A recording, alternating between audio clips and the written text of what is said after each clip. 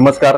आज व्हिडिओ करण्यासंदर्भात म्हणजे आज कमेंट्स बी चांगले आलेत आणि चांगल्या कमेंट्सना उत्तर देखील द्यायला पाहिजे, म्हणून आपण आज व्हिडिओ करतोय. आणि दुसरी गोष्ट, कपिला खिल्लार, आज कपिला खिल्लार संदर्भात आपण जो व्हिडिओ केलाय त्या संदर्भातच मी तुम्हाला आता सांगतोय की तुम्ही तो हा व्हिडिओ शेवटपर्यंत बघा.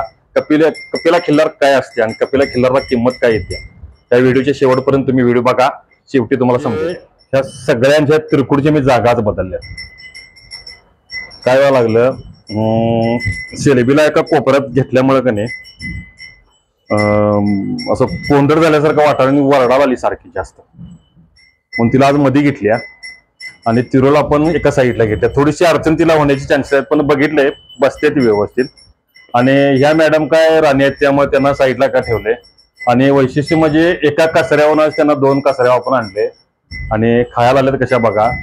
काय आता तिचं सगळी तिकडे जागा आपण पॅक करून टाकली, सगळे मॅडबीड उभा करून ठेवल्यात सगळे. त्यामुळं आज तिरकूट सगळी एका मॅटवरच आहे ती.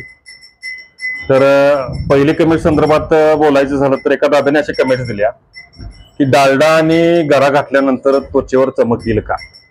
तर डालडा किंवा रवा घातल्यामुळे त्वचेवर चमक येणार नाही. त्या दादांना मी आणखी सांगतो की तुम्ही याला जर प्रयोग जर करायचा असेल तर तुम्ही तांदळाचं पीठ थोडं तिला खायला द्या. थोडं म्हणजे किती, एक 50 ग्रॅम किंवा एक 75 ग्रॅम 70 ग्रॅम असंच खायला द्या. कारण का तुम्ही जास्त जर पीठ खायला घातलं तर खाली ह्या भागाला सगळं म्हणजे चरबी साठत जाते आणि पोटळा सुटते खाली असा गाईला, म्हणजे तेवढं चांगलं देखील नाही. आणि जर तांदळाचं पीठ जर तुम्ही घातलं तर हे वरचं कापड जे आहे म्हणतोय आपण, याला त्वचा म्हणतोय की नाही, हे तुम्हाला अगदी टकाटक मिळणार, अगदी म्हणजे सनसिल्क सारखे येते. ती कमेंट एक झाल्या. दुसरी कमेंट अशी होती की पहिला रो कालवड आहे त्या दादांची आणि पहिल्या रो कालवडचा गर्भकाळ किती महिने असतोय किंवा किती काळ असतोय. तर पहिल्या वेळा कसं असतंय तुम्हाला सांगतो, म्हणजे माझा वैयक्तिक अनुभव सांगतो की 9 महिने माझ्या ह्या गाईनं पहिल्या वेताला म्हणजे शेलेबी पोटात असताना 9 महिने 18 दिवस घेतलेले. यांचा काळ किती आहे, 9 महिने 9 दिवस, पण एक्स्ट्रा दिवस तिने घेतले. मला एवढं टेन्शन होतं त्या बाबतीत. मी 3 वेळा डॉक्टरना व्हिजिट करायला सांगितलेली. म्हणजे थोडक्यात काय की वासरू ओढून काढायला लागेल का अशी भीती मला होती, किंवा आत काय झालाय प्रकार. तर डॉक्टर मला 2-3 वेळा व्हिजिट दिल्यानंतर म्हणले की काय घाबरण्याचं कारण नाही, पहिल्या वेताला त्या म्हणजे 20 दिवस बी घेतात, 25 दिवस बी घेतात किंवा 30 दिवस बी घेतात. हा झाला ह्याचा भाग. आता दुसरी गोष्ट सांगतो तुम्हाला, रेग्युलर जे आहे आता ह्या वेताला हे झाले त्या सिलेबीच्या राधेच्या वेळा काय झालं, 9 महिने पूर्ण झाल्यानंतर लगेच तिची डिलिव्हरी झाली. म्हणजे वरचे 9 दिवस देखील तिने घेतले नाही. पहिल्या वेळेला थोडे दिवस म्हणजे जास्त घेतील, त्याला काय घाबरण्याचं कारण नाही. फक्त 9 महिने 9 दिवस झाल्यानंतर एक डॉक्टरांची व्हिजिट करा, फक्त त्याला सांगा, किंवा एक नेम म्हणजे नॉमिनल तुम्ही बघून जावा म्हणायचं. काय असेल तर काय प्रॉब्लेम नसणार आहे, होत नाही, काय नाही, अडचण येत नाही, बिंदास राहा तुम्ही. पण एक डॉक्टरांची छोटीशी व्हिजिट एक द्या म्हणून सांगायचं, बाबा एक नॉर्मल तुम्ही मला येऊन सांगा, तेवढा आपल्याला आधार मिळतोय. ही दुसरी कमेंट झाली. तिसऱ्या कमेंट संदर्भात सांगायचं झालं तर त्या दादाने एक कमेंट अशी केली आहे की आपण जे औषध गायीना देतोय, म्हणजे पाडीना द्यायला चालू केलंय, ते औषध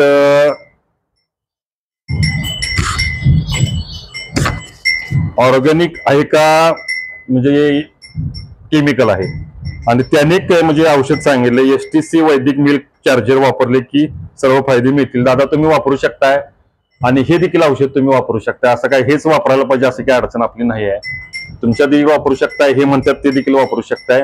पण आपण दिलेलं औषध हे ऑर्गॅनिक आहे, त्यात कुठलंही केमिकल नाही. मी त्यांच्याशी चर्चा सकाळी माझी झाली, तर त्यांनी मला सांगितले की दादा हे औषध ऑर्गॅनिकच आहे, आपण कुठलंही यात केमिकल दिलेलं नाही आहे किंवा केमिकलचा विषय काय नाही आहे. आणखी परत तेच कमेंट्स काय यायला आलंय की औषधाचं नाव सांगा दादा. आणखी मी आता फोटो ते स्क्रीनवर परत आणखी एक देतोय तुम्हाला.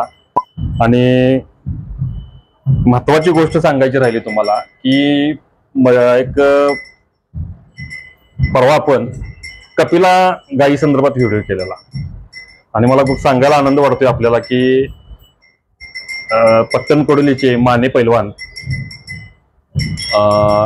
हे आपल्या आज गोट्याच भेट देऊन गेले.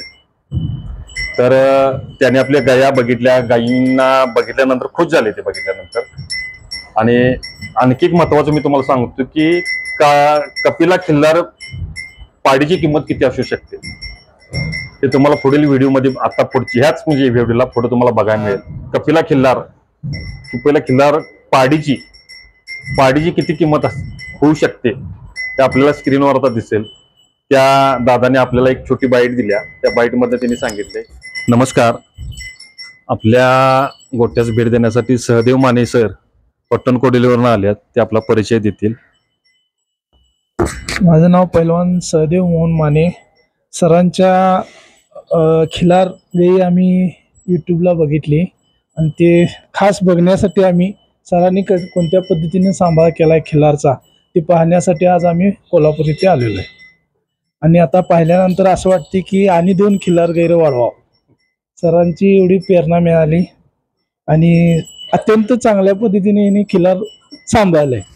त्यांची स्वतःची एक कपिला खिल्लार आहे, कालवड टॉप लेवलची कालवड आहे. सर्वसाधारण मला वाटते आता मागणी कितीपर्यंत झाली सर? काय 371 3,71,000 मागणी झाल्या पाडीची. एक नंबर कालवड आहे. पण त्यांनी सांगितले मी काही देणार नाही. त्याच्या अगोदर एक त्यांची कपिलाच होती कालवड, ती देखील कालवड त्यांनी चांगल्या किमतीला सेल केल्या आणि त्यांचं देखील गोपालन चांगलं आहे. आणि आपलं यूट्यूबचे चॅनल त्यांनी बघून आपल्याला फोन केला सकाळी की सर मी असं बघायला तुमचा गोटा येतो. तर मी म्हटलं त्यांना या तुम्ही आमच्या गोट्यास भेट द्या. ते आपल्या गोट्यास भेट दिल्याबद्दल मी त्यांचे आभार मानतो.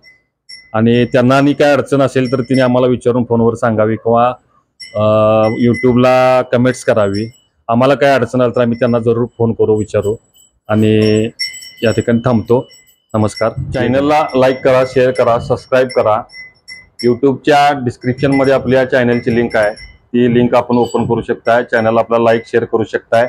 आणि महत्त्वाचं म्हणजे नेहमीसारख्या कमेंट्स करायला विसरू नका. नमस्कार. जय गोमाता.